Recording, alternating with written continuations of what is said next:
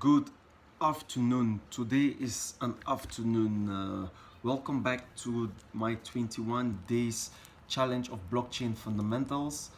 We are at day 8. It is very hot today, but nevertheless, we're gonna go through and dive through into the knowledge. So, without further ado, let's dive right into it.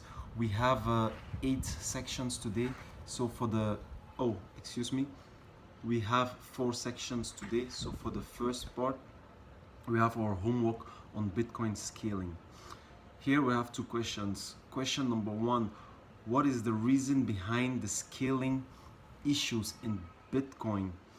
Um, so on Bitcoin, you have a huge demand on transactions and also on the Bitcoin network, and blocks are full. So you have all these blocks that are getting full. So it means there is too much transaction stuck in the mempool, and this also causes the fees to rise up. So that is just the problem behind the scaling issue.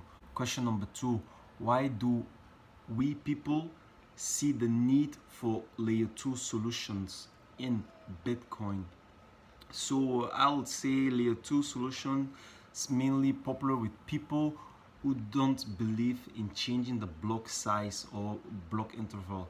So any solution involving changing the block size or the block interval, it's considered to be a temporary solution, because if you change a block size, let's say you just increase the block size, it means you're just prolonging the problem, because as more people get into the network, eventually the block will still get full, and then you're back to square one, and then you need either to increase the block size even more or look for a permanent solution. Now we enter into our next section. This one is Segwit. So homework on Segwit. So 2 questions here. What does Segwit stand for and what does it do? So Segwit stands for segregated witness, and this is basically a Bitcoin protocol update. And Segwit, it actually just removes the signature from the transaction, and it just puts this, or it structures it separately. So that's actually what Segwit does.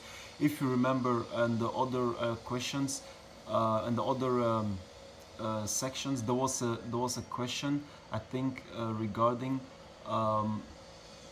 what are the different characteristics on the block on Bitcoin, and one of this was the signature.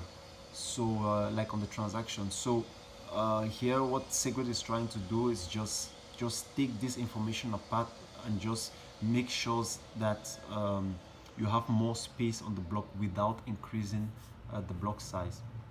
So question number 2: how does Segwit improve scalability in Bitcoin? So as we just said, the signature is removed from the transaction, and the size of the transaction is lower. So this is equal to more transactions can fit into each block. So that is a theoretical explanation on this. Question number 1 on homework on transaction malleability. Here we also have 2 questions. What is transaction malleability? Transaction signature can be changed before it gets put into a block by a miner, so the hash changes completely. So yeah, if this can happen, it means that the hash is not going to be the same. So that is actually the meaning of transaction malleability. So things can be changed. Let me say the signature can be changed. Question number 2: how does Segwit solve this issue? Well, we just spoke about this. Segwit separates the signature from the transaction. So through this, the change or the hash doesn't, the hash of the transaction doesn't change actually. Now we come in the last section of today's homework. Homework on Lightning Network. So here we have 3 questions. What is a payment channel in the Lightning Network? Well, this is this is actually a technique where you have an unlimited number of transactions without putting them on the public blockchain, and this is good for micro transactions that will take up space in the normal, like in the normal blocks. So that's actually what a payment channel is. It's just a channel where a lot of transactions can be done, but all this is not directly put on the blockchain. Question number 2, what are the benefits of using payment channels instead of regular transactions? Well, unlimited amount of instant transactions without depending on the speed of the blockchain can be made.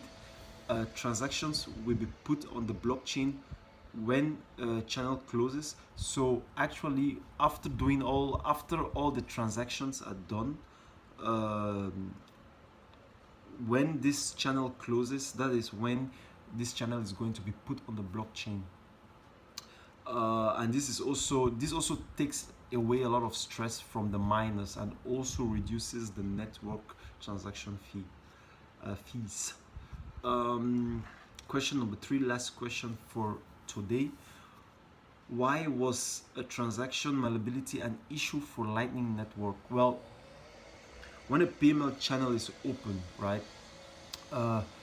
So the funds are sent to it as a funding transaction.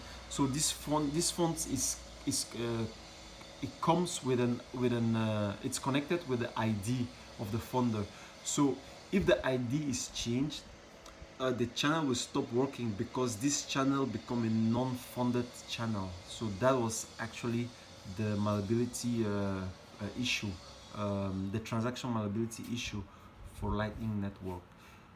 Well, this was short and sweet. Those were the questions today on day 8. So today we talked about scaling of Bitcoin, we talked about transaction malleability, we talked about Segwit, and we talked about Lightning Network. If there were things that I left out or things that I said maybe incorrectly, or maybe by the time you're watching this video things are already updated, I welcome you to comment down below. We are here to learn. This is me just diving really deep into my homework. Not only that, I'm also exercising on how to explain this also in front of a camera. So there are a lot of works, a lot of things being done as you see me making these videos. So that was it. Thank you for joining me on this day. I will be seeing you on day 9. So this is Victor checking out. See you very soon. Yo.